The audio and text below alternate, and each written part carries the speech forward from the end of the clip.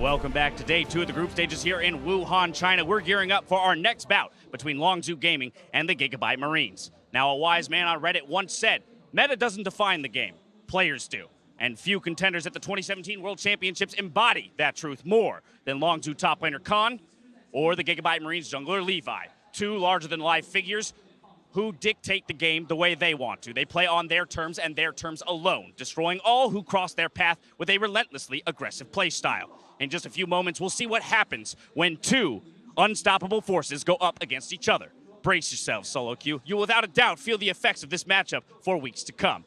Now it's time to send it over to the casters to get us into the games. Gentlemen, take it away.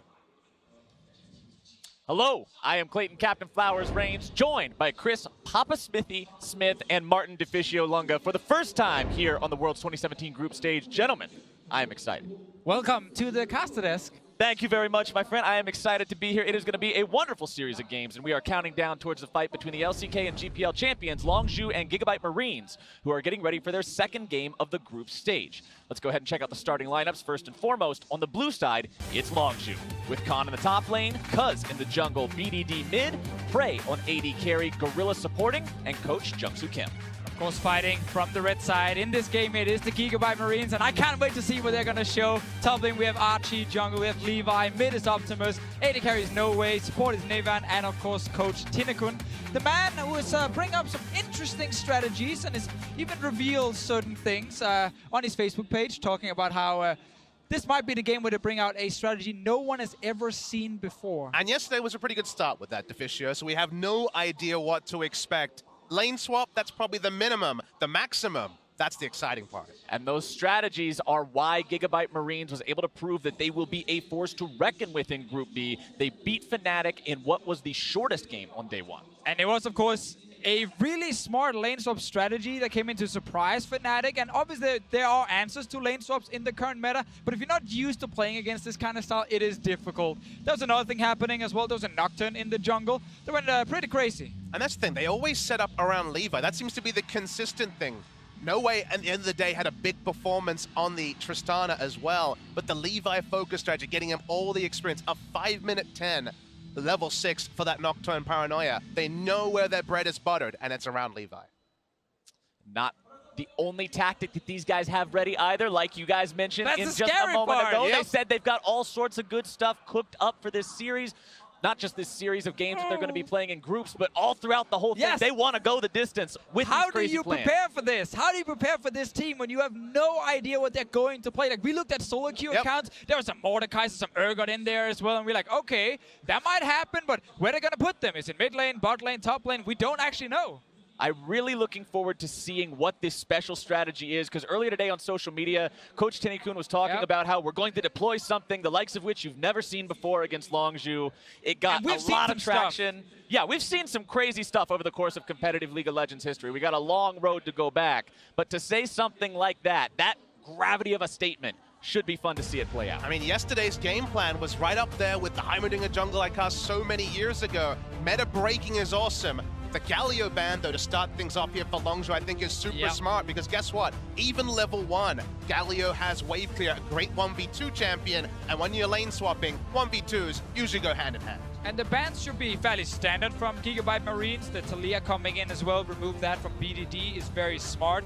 Obviously one of the champions he is amazing on, and it's fantastic for Longzu. And you think about what she's good at. Talia has the global, the ability to roam top was the core strategy of Longzu to help Khan out in the top lane. So Galio gone, Talia gone. They're actually both bans against BDD, even if they're one apiece. Galio gone, Talia gone, Jace and Kalista also taken off the table by the Marines, while Lulu and Janna have been removed by Longzu, as the first pick is Xayah for the Korean representative. That seems very standard. That must be like a Cho'Gath support. There is always that possibility. And Optimus, of course, Optimus, depending on who you are, could be taking the Karma mid. So who are you? What do you say? I say Optimus. I say Optimus. Come on, Transformers. It's right there. So we get the Xayah as well. Rakan is available and was not taken by Gigabyte Marines. And Rakan is one of these special supports who can be a playmaker but also build art and sensor. They're fairly rare in the current meta. Most of them are very defensive shielding supports. This guy can engage, and Gorilla wants to engage. And of course, Rakan will be a denial to the Xayah. Rakan, the most beloved bot lane in the world. Prey and Gorilla get the love as bot lane. Not necessarily a common pick for them in Korea. But of course, we know the power of Xayah. It was first pick Jarvan yesterday, first pick Xayah, and they get the Jarvan anyway. Definitely a solid first half of the draft for Longzu so far here. Gigabyte Marines going to round out their first half by picking up that Tristana that was almost able to find a pentakill yesterday. Slightly denied by his own teammate, but maybe he can do it again here today.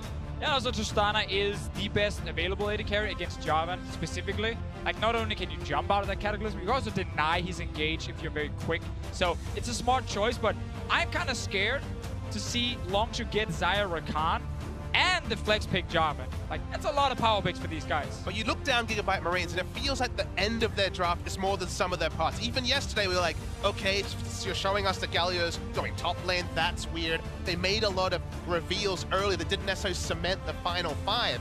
I look at Gigabyte Marines and I say, okay, so far, pushing. Pushing is there in terms of the draft. They play with a very fast pace in the early game, and Longzu do as well. So fighting fire with fire is a good choice.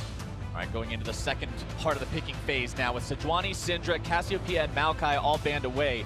Gigabyte Marines have one more to make before giving over the next 2 picks to Longzu Gaming. Picking between a couple of different things here, they go with the Lucian. Cassiopeia already banned away. Could have been a pick against Lucian specifically. Famous last words, but maybe the strategy no one saw coming was straight up League of Legends, guys, because so far, it's dangerously meta on the red side. But we're still again waiting for the jungle pick for Levi, which is the big one.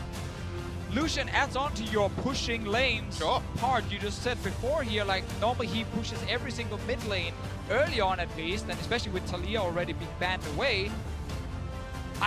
I really wonder if we're going to get like a counter jungling pick from Levi that can just abuse these lanes. Throw a name out there, Deficio. I mean, so something we have seen from teams with like a lot of pushing lanes, like there are things like Nidalee you can play. Kayn has been used as well. Against Mordekaiser. The karma that was picked up at first is so good at taking these slow melee champions like the Cho'Gath and the Mordekaiser and getting them in there. And you know this is cool. You know what the delicious thing is? We had one Mordekaiser in Korea. It was Khan himself playing as a counter pick to the Renekton. This champion works in a 1v2, and I think we're getting spicy. I'm once again smelling a bit of a lane swap because Cho'Gath, while he's not an amazing jungler by any means because it takes a lot of time before he really comes online, he does offer wave clear in the early game. So if your job is to hold in a lane swap with your top laner, Cho'Gath actually works there. It's not a carry pick for Levi, it's actually completely different. So I'm thinking the lane swap for now. Mordekaiser, of course, could just take the 1v1 lane.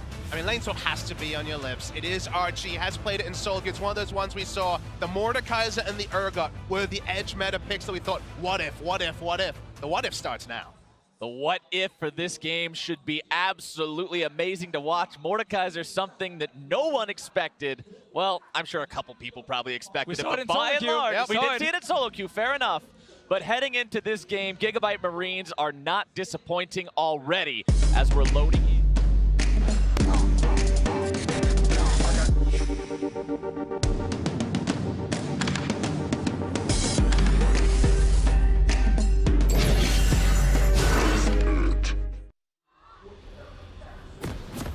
Teams take to the stage. Only moments remain before the barriers go down on the summoning platforms and everybody's out to see who will reign supreme between Longzu, the current champions in Korea after winning the summer split, and the Gigabyte Marines. And now we get Levi on Cho'Gath. We said in Champ Select, this is not the big carry jungler. Yesterday he had the Nocturne, and it was fantastic to watch him, double jungle early, rush to level 6, and have this super carry performance. It's gonna be different. And let's talk about how Longzu should approach this, because we watched yesterday a 4-point, 5-point defense very defensively. Whenever you're against what ifs, I really like barreling in as 5. It's the same as if you're in solo queue, you go in as 5 against, say, a Blitzcrank, expecting to invade yourself. Longzu are going to get extra information, as we had a bit of information about Levi. Yeah, they have to try to get a little bit of control over this jungle. You can see on your screen right now the numbers that Levi put up yesterday. Absolutely insane performance on that Nocturne, thanks to his team giving him so many resources. Longzu wants to shut that down this time around. So we are going back to the old lane swap meta, where you used to go in and place this ward all the way at the enemy inhib turret, between the tier 2 tower and inhibitor turret right there. Simply to spot if someone is moving from base down to this bottom lane. We're really old school now. They really are going all the way back in time to keep an eye on who's going to be walking down that lane so they can make sure they respond in time. let's see, this looks like the same kind of start as before, where Levi and Archie will double jungle, but Longzu looking like a team that wants to steal a blue buff. Longzu looking like a team that watched Gigabyte Marine's game yesterday and knows these kind of tricks. Important point, there was vision on the blue buff as it was started. There's information to the side of the Gigabyte Marines that this has been taken away. Yes, understanding the fundamentals of playing against a different strategy, cheese, innovation, whatever you want to call it, it's what Longzu has been able to do day upon day. All right, look at this. Oh. So we got No Way in the mid lane with the Tristana. Optimus is going top lane with TP Lucian. And we have a duo jungling happening from the Karma and the Mordekaiser. And Levi are now invading the jungle on his own. And ladies and gentlemen, none of those two people you just mentioned have smite. Levi, the jungler, is invading, like you say, so they're trying to find experience wherever they want. For now, Jarvan, of course, going to be pushed out of lane. Looking at the blue buff, it is going to be smited away by Levi. So Archie is now sitting with 50% experience here. So not all the way to level 2 just yet, but he has support next to him. So these guys are now playing in the bottom lane together. And remember that Mordekaiser gets the bonus EXP even if he's in a duo lane. It's part of the champion's kit. And now it's going to be BDD jumped on Levi. Using the flash, not quite able to find the rupture. BDD gets himself away, but it's both summoner spells. Yeah, BDD staying towards the bottom side, meaning that there was no chance for Levi to instantly silence him. Meanwhile, Longzu, they want to kill that bot lane. Going for a turret dive, both level 1, here we go! See if they can do it. Gorilla's able to find the knockup, the damage coming out. They grab the first blood onto Archie and make it 2. Longzu.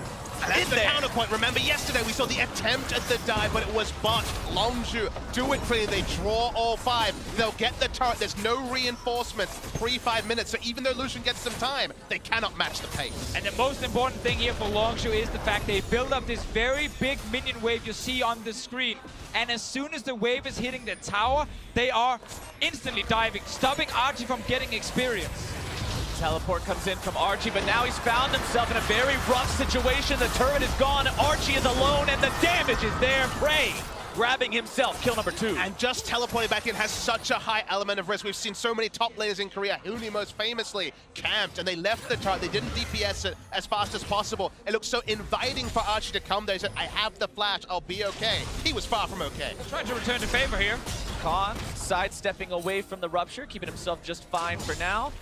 Khan's enjoying that old school lane swap top lane experience as well. Very little CS, having multiple people trying to bother him while he gets the very little that he has available.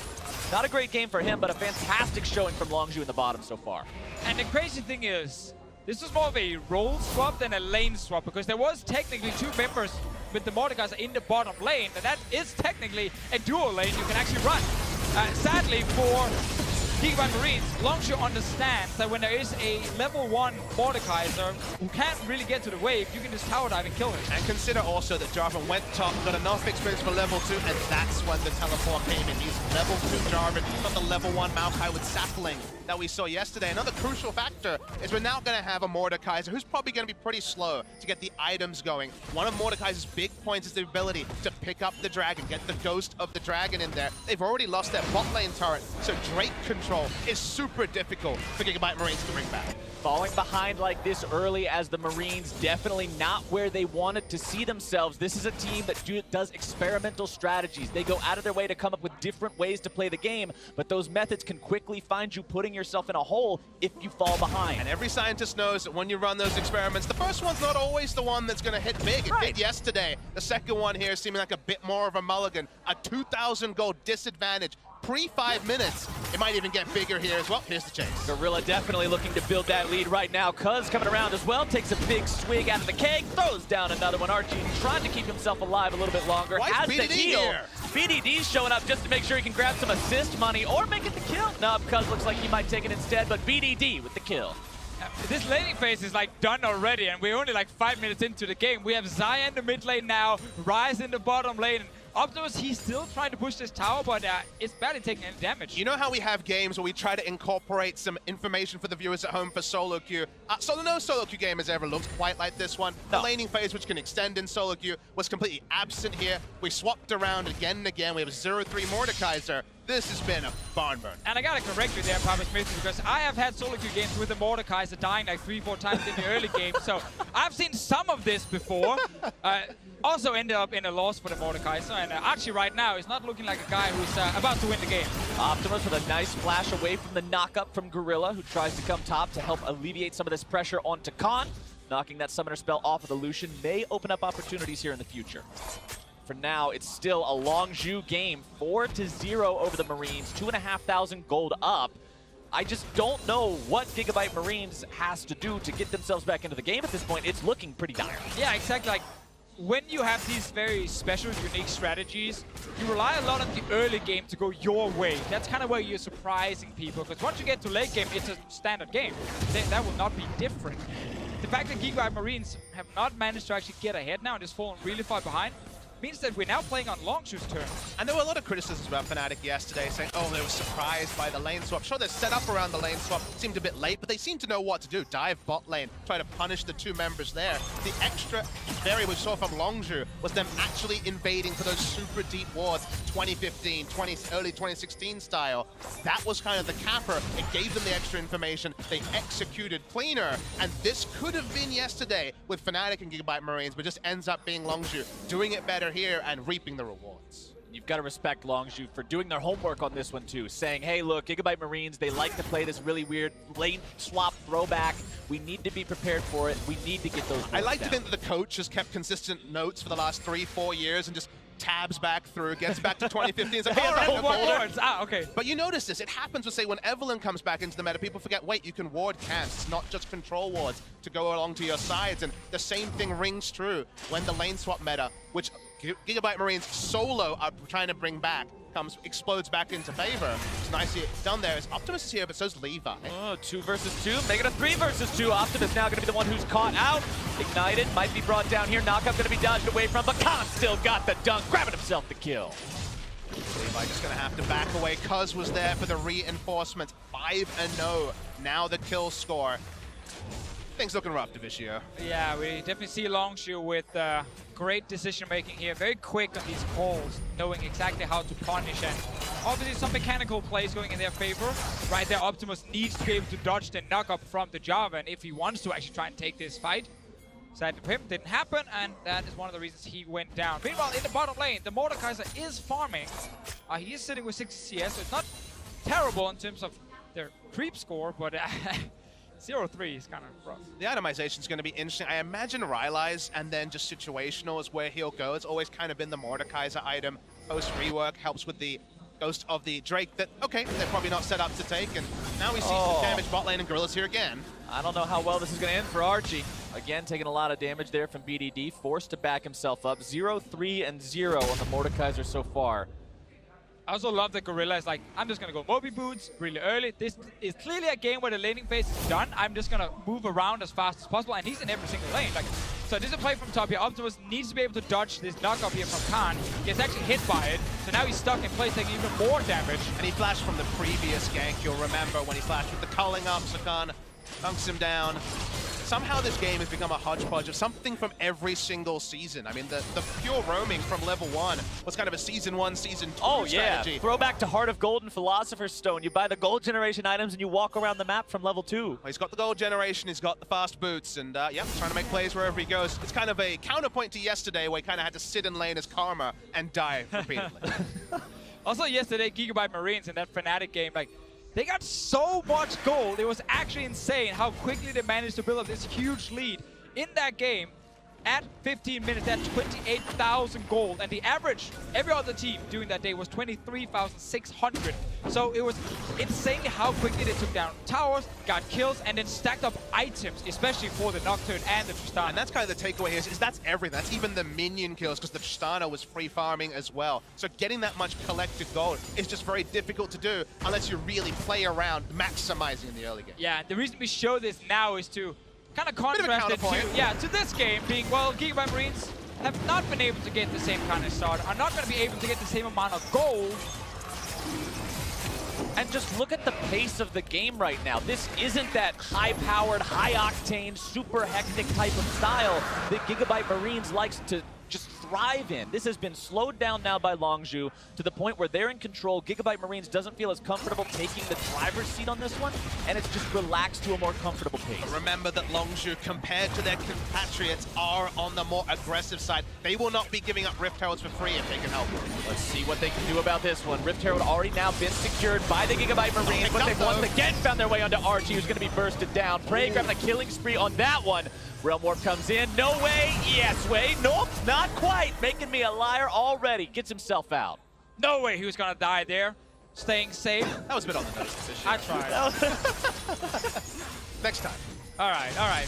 Thanks for calling me out, guys. As Archie was keeping it real dying, here. You'll get him next time, bud. As Archie was dying, Crucial Factory did pick up the Rift Herald. It could have gone and been unable to be picked up, was picked up there, so at least they have something to show for their day. Oh, the teleport. Here we go. Teleport coming in. Double TP. Longzu immediately collapsing onto it. Archie looking to get himself out of the way. Harvesters of Sorrow keeps him alive for an extra second. Prey going to be going on a rampage.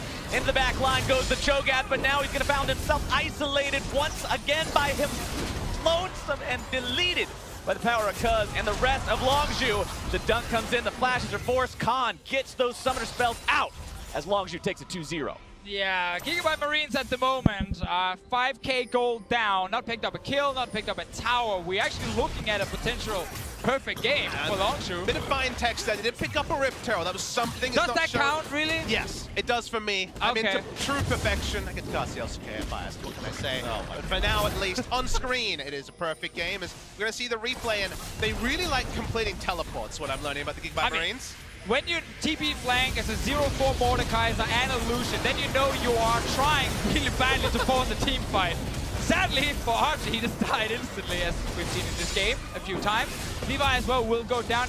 That is actually another thing to highlight about Gigabyte Marines' comp in this game. They don't really have engage. So if you are trying to play fast and trying to get back in the game by forcing big, skirmishes, you kind of need more engagement in your comp. So it's going to be so difficult to really do anything. And Longzu is looking to close out the game as fast as possible.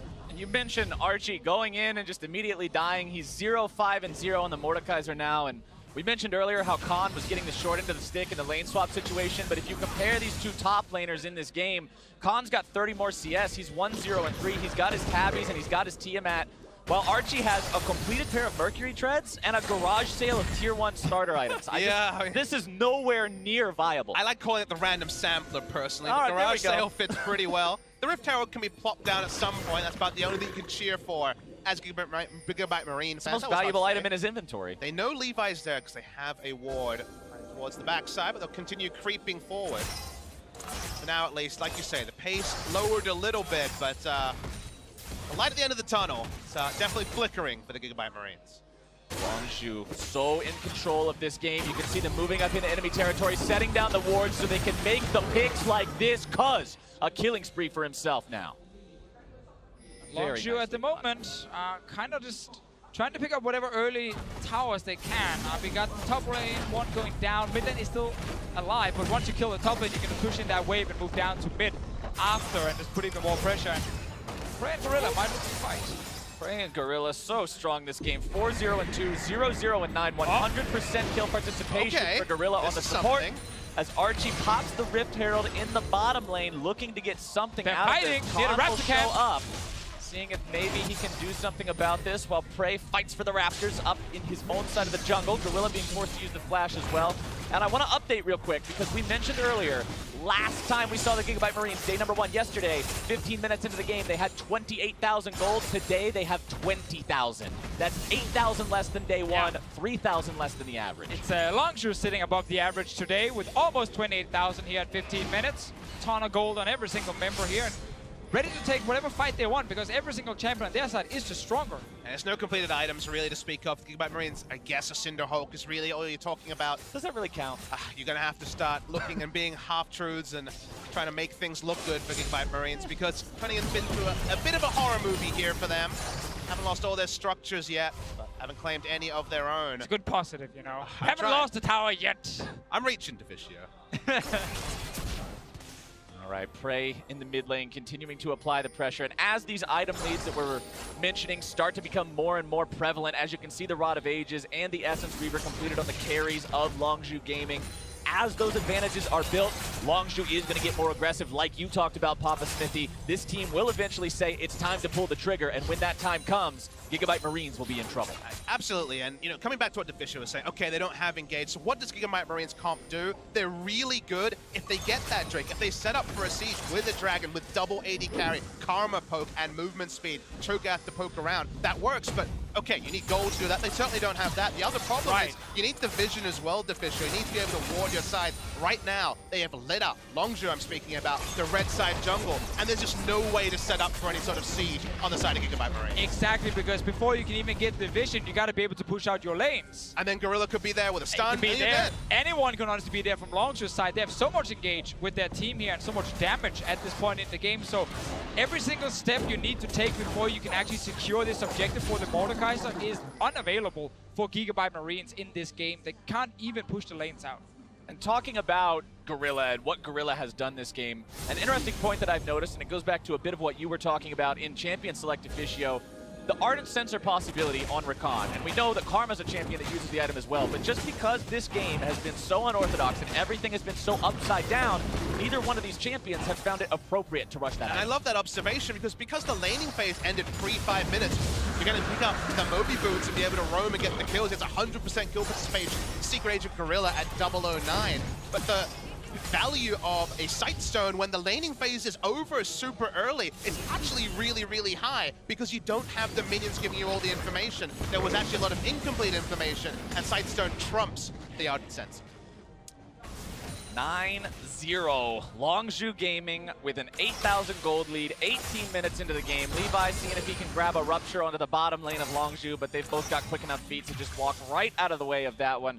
No fear on these guys just because of how far ahead they are. Even if you don't have the flash up on Gorilla, you're not really worried at this point. Prey's got everything. I just don't see a world where they're able to be pushed back at all. I mean, you kind of look at the map, and usually you want to draw a diagonal line where one team owns a side. Right now, the diagonal line maybe includes minions pushing into the secondary turrets. It certainly doesn't include either side of the jungle for the Gigabyte Marines. So they're being starved out, even though Longzu's doing nothing, fans. But don't worry, Papa Smithy, because RG finally has an Amp Tome.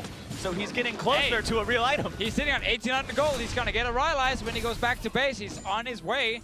This is their first crucial power spike for Archie. He's walking to it as well. He's actually walking. Taking his time. I'm getting there eventually. If you haven't gotten it yet, you can definitely spare a few more seconds. Well, he finally gets it. 19 minutes into the game, the Mordekaiser has his first non-boots item completed. Maybe that'll make him a little bit better off, but he's still got one hell of a mountain to climb if he wants to stand toe-to-toe. As the viewers can hear, we are trying very hard to find the positives here for Archie specifically on this Mordekaiser. Usually glass half full play-by-play or an us isn't followed by rip-snorting laughter, but that's where we're at right now. Sorry, guys. At this point in time, you've just got to laugh through the pain if you're Gigabyte Marines because things have just gone from bad to worse. Now they lose their 5th turret of the game. They're down 10,000 gold, and Baron will be live in 25 seconds. And this, of course, is what will happen if you are like a boom or bust team who is trying to have these new strategies that no one else is using. Some of them might work, some of them will definitely not work. And in this game here, well, Longzu are just too good of a team to actually get too surprised, and Prey might go down. Prey with a nice flash over the wall to keep himself safe. The root comes out, the shutdown still comes through for No Way, getting Gigabyte Marines on the board. There you go, everything starts with one. Now. It all starts with one, Deficio, but now the comeback to the comeback as Levi finds himself rooted up and bursted down. Can't quite take Khan with him. BDD still looking to grab some more damage. Optimus thinks the TP in as BDD a bit too far forward. Gonna be forced to flash away. Archie chasing after him. Harvesters of Sorrow on, but the duck comes out. Optimus gets taken down, and BDD goes on a killing spree. The root onto Archie. Rylai's isn't gonna do a thing. 0-6 as Longzu goes up to 12. And this is what 11,000 gold lead at 20 minutes looks like. You have so many items that Prey going down is by no means an abortion of any of this aggression. They turn onto the Baron, 20 minutes 30. It's not going to be a contest for Gigabyte Marines. Longzu knows this is pretty much free money. They're doing pretty much nothing to secure the back end of the pit because they know that they don't have to worry about it. The whole jungle is warded. They've done the proper steps to prepare. The Dusk Blade first completed item on Khan's Jarvan, by the way. This is what happens when you piss off the man who plays carry tops all the time and make him sit under his turret all game. You're going to pay for it. Now we don't have to talk about any sort of perfect game ramifications because Frey, he took too many liberties. He didn't have complete vision over both sides. He went down, but that didn't dissuade Longzu. He's an inexperienced player, so he was obviously just overextended there. Happens for the rookies. Let's see in this fight. Gigabyte Marines, after the 1 kill onto Prey, kind of ran out of cooldown. So while Archie did actually join with that crazy Rylai Scepter here, he's not really able to deal enough damage, and Khan with that Dust Blade, he's in top lane now. Yeah, Optimus is feeling exactly what that Dust Blade is for. Killing spree there for Khan as he gets the solo kill onto his opponent. 3, 0, and 5 on this J4. By the way, those are the ingredients to a Ghost Blade now as the next item he completes. He's not worried about anything else. Just that lethality, that straight 100 to 0 from the burst. Of course, if you get the first item with lethality, you gotta get the second one as well. The enemy team is not exactly stacking a lot of armor at this point in the game. And at the end of the day, it's Cho'Gath in the jungle. He's not going to hit the super tank we see from top lane anytime soon. No. There's a Rylai's, but nothing else to talk about from Archie. So you're basically one-shotting everyone on the side of Gigabyte Marines, and any more items, and that's basically all 5 for him. Oh, by the way, knock knock, bottom lane. It's Longzu as Khan goes on a rampage top side. We don't even get to see it because he kills Archie too quickly. 4, 0, and 5 on the Jarvan. The bottom lane inhibitor turret falls. The inhibitor will go shortly thereafter. They don't even care about going to the other lanes because the Gigabyte Marines can't walk safely through the middle of their own base, and Longzu will look to end. There's no TP from Khan though, so he's stuck in base. It's only 4 vs 4 up here, and Longzu decides to step away for now, at least. Oh, never mind. Levi made the mistake of walking up to the wall of his own base. Now he's gonna pay for it, taken out. Longzu are just so threatening at this point. They're here to win and get out, not wasting any time. The fastest game of groups yesterday, I believe it was 24, 26 minutes, something around that, as Gigabyte Marines beats Fnatic. And they might just lose that quickly to Longzu here today. 23 minutes in, the team is on to the second inhibitor turret. No contest on that one. Second inhibitor probably won't tell a different story. Baron up minions now in the bottom lane. 1 minute left on Baron buff. Longzu 5 men strong. Looking to end for real this time. Archie, the flash will keep him alive for now. Losing a good chunk of his HP though. Nexus turret number 1 gone. Number 2 quickly going to be telling the same story. No Way has to jump out of the way as Archie is rooted and taken down. The damage coming in from Khan. Levi, the next target, not quite going to be hit by the knockup. But Longzu has their sights set on the remaining members. Gorilla finally falls to Levi. Optimus tries to escape back into his own fountain as Longzu pad the stats, take down the Nexus, and defeat the Gigabyte Marines. Fastest game of Worlds, and when you go big or go home, as the Gigabyte Marines are so wont to do, this can be the reality. They come crashing down back to earth. They beat Fnatic. They felt so good about that yesterday. But after that, here we see that unfortunately, the other side of the coin is that Longzu were able to scat out the level 1, and from there, it was only going one way. Also gotta say, this was a draft from Gigabyte Marines with a lot less punch in it. Even if they are actually succeeding with this, you know, kind of lane swap, kind of role swap with the Mordekaiser in the bottom lane, like, it's still a comp that will take a lot of time before it's actually doing a whole lot. Yesterday with the Fnatic game, we had a draft from Gigabyte Marines where there was a lot of power instantly. As soon as you hit level 6 from that Nocturne, which happened so early, and they could start really making plays. Not the same with this draft here. Longzu obviously responds perfectly in the early game and just shuts it down completely. And you think about it, it was a siege comp versus an engage comp. So even if they hit their power spikes, got a couple of Drakes set up, there was still comeback mechanics there on the side of Longzu. So there was never really going to be the same inevitability. Whereas yesterday, the Tristana got going and you thought, okay, this is going to be the end of the game for the side of the Gigabyte Marines. So it was an entertaining one, but it felt like 10 minutes in, we were kind of watching the clock. Plus, Levi on something that's not that big playmaker, that big carry, early game like the Nocturne was. Seeing him just sort of jump around on a Cho'Gath and like stomp around. Can you do that one more time? Jump around? Yeah, you got you just stomp around like that, but not really what you expect to see from him. But Longzu took the lead in Group B with that win. Here's Dash and the analyst to break down exactly how it happened. Thank you very much, Captain Flowers. I want a Captain Flowers Cho'Gath skin now. Just gonna throw that one out there. But Longzu with the fastest game of group stages so far, 24-12 total game time here over the Gigabyte Marines. But at the end of the day, hey, look, the Gigabyte Marines, they delivered on their promise that they're gonna keep bringing out new strategies, new picks, and throw curveballs at other teams. But Longzu, not one to be thrown by any of those curveballs. They go ahead and shut them down. Yeah, and I thought that Longzu was very well prepared for this, right? They knew exactly what to do against a lane swap. They invaded early. They got control of the bot side. And we're going to watch this because this is actually not that different than what Fnatic was faced with yesterday, even if you switch out some of the champions. Well, it's exactly the way that lane swaps used to be played way back when. You ward your own camp, you see the other side, you invade, you split the map, and the response from Gigabyte Marines here has to be to adapt, to go to the opposite side, but because the turrets have been buffed, you can't do that, so the dive is the response from Longzu, and they pull the trigger beautifully. And of course, pulling the trigger was so well executed from them, knowing there was no Cho'Gath because of the adaptation once again for the Gigabyte Marines. Getting in here, making this successful means that everything that was planned for the Marines goes completely out the window. And as a result of that, there's no way back into this game. Yeah, the wheels fell off a little bit after that as well, trying to teleport back in as level 1 Mordekaiser and dying. But I don't want to take away too much from the strategy, so to speak, that Gigabyte Marines were trying to do. I just want to take away from their execution, because I actually like the concept of, hey, get this large wave to crash, help Mordekaiser get some experience in the jungle, power to level 6, get a Drake, try and snowball. And there's no way they're pulling this out without practice. They beat a Worlds team in a scrim for this. I'm almost willing to say, because there's no way they pull it out without practice. It just wasn't going to work against Longzu. I want to take a moment here, turn to you, Rusty. Can you help identify what the exact game plan for Gigabyte Marines is? Can you put it succinctly for us? Yeah, so to put it simply, the Gigabyte Marines love experience. Everything that they do on Summoner's Rift is about maximizing and optimizing what they'll do with experience. Mordekaiser has a passive that shares experience nicely between two people, making sure that everybody gets the full amount. So if they can double jungle, they can go to a lane together, whoever it was, in this case Karma, they'll all get full experience. So they actually get ahead of the curve in that respect, and unfortunately it didn't work this time, but I like the idea of trying to get ahead in experience, get level 6, and then as you mentioned, Crumbs, have a Mordekaiser and a Cho'Gath run around, put the clone on them, and then nom that person. What I didn't like, however, is how similar this was to the game plan against Fnatic.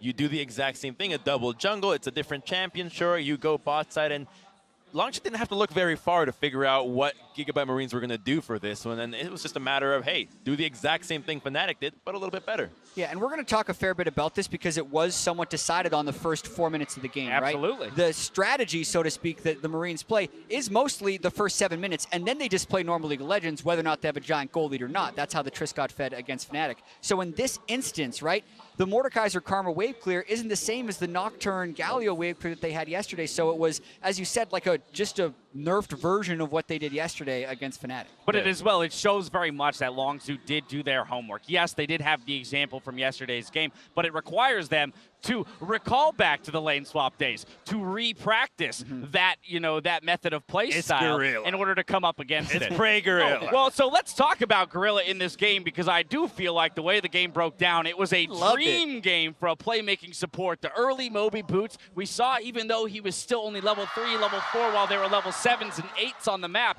he was still happy to be charging from lane to lane to lane and making big plays. Rakan's dream right there. Not just Gorilla, but Rakan getting boots of mobility, helping everybody exactly, puts flowers in everyone's ears as he kills them all on the other side as well. He was having a great time. But this just excites me, again, still for the group. Not necessarily because of, oh, hey, I think that Gigabyte Marines can unseat Longzu. I think that Longzu, in a sense, cemented themselves as the top dog in this group, and the one that everyone has to aspirationally look at to beat. But it makes those other three, that trinity at the bottom, is going to be a very fun trinity to watch. It's still going to be extremely close. We know that Longzu, and even if you draw parallels to SKT when they played against the Marines at MSI, those were the games that weren't even close. They were over in 7 minutes. So still super excited to watch the Marines play Immortals in our, basically, that's going to be on Sunday. They're changing the landscape of competitive League of Legends, win or lose. We've got more Worlds action coming your way as Cloud9 hope to pick up their first win at Worlds versus AHQ. Don't touch that browser. 어떻습니까? 나쁘지 않아요. They want to kill that bot lane. Going for a turret dive, post level 1, here we go! See if they can do it. Gorilla's able to find the knockup, the damage coming out. They grab the first blood onto Archie and make it 2. Longzu Longzu. Teleport comes in from Archie, but now he's found himself in a very rough situation. The turret is gone, Archie is alone, and the damage is there.